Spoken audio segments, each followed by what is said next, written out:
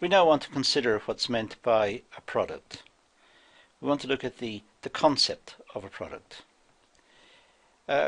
Many customers might see a product as a tangible good. In fact, a service is a product as well. It's any good which is normally acquired in order to satisfy a need. A customer will choose a product based on the value of the product and the level of satisfaction it will provide.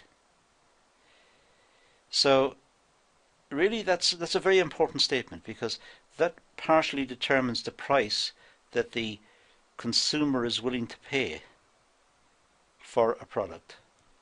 If they get a lot of satisfaction from the product, if it gives them a lot of benefit, they would be prepared to pay more. But really, a product is based, the price of a product, the value of a product is based in relationship to the satisfaction it supplies. However, products can offer different levels of satisfaction, and also products can be complex entities. Kotler suggested that a product has three levels: the core, the secondary, and the augmented. And this would apply to every product. I said earlier that the study of products is quite complex because there are so many and they're so varied. But we can apply this piece of reasoning to all products and services. The three levels of a product. Well, first of all, we have the core of the product. Now the core, that defines the core benefits that will be provided. What exactly is the product delivering? So that's the essential nature of the product. The secondary level, well, the secondary level is the specific offerings aimed at meeting a need. Those include the attributes, the styling, the branding, the packaging. And then you've got the augmented level, which is the guarantees and the after-sales care, the financing arrangements. So we have three aspects to a product. We have the core, the secondary level, and the augmented level, according to Kotler. Let's look at the core. What benefits does the product provide? All products in the market exist to satisfy a need. The customer searches for a product in order to satisfy a basic need as its core benefit. So we have a need as customers. We search for a product that addresses that need. The core product is not the tangible product. The core product is the benefit of the product that makes it valuable to the customers. For example, a camera could be purchased because its core benefit is capturing memories. So the core benefit is capturing memories. It's not the camera itself. It's the capacity to capture the memories. The secondary level. Well, the focus on this level is to ensure that the customer buys your product or buys the product rather than the competitors.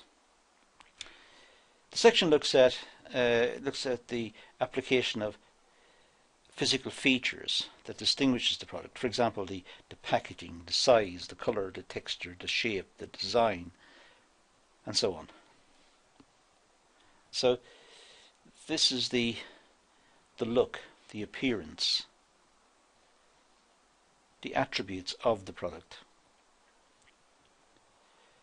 For example, the core benefit in buying a car could be the ease of driving, the speed, the safety, the reliability, the ability to get from one place to the other. However, the secondary level would emphasize the color of the car, the design, the features. So the core benefits is the transport. The second is the features that attracted the customer to that particular car, the colour, the design, the features. The augmented level, well, the augmented level includes all the intangible features of the product, all the parts that come associated with the product, after sales and guarantees and warranties, financing agreements, the speed of delivery. So all of these are the augmented level. They come afterwards. So what we have here is a picture of a product in terms of three layers: the core, the secondary, and the augmented levels.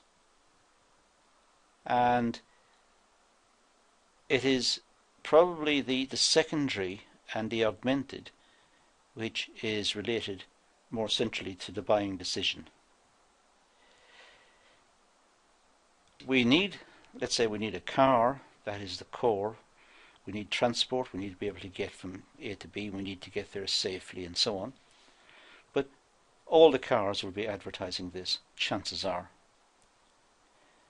Our decision to buy a particular car will be based on its image, its branding, its reputation in the market, and also its after-sales service. So now we've got an idea of what a product is in the context of marketing. And that concludes this video. So thank you for watching.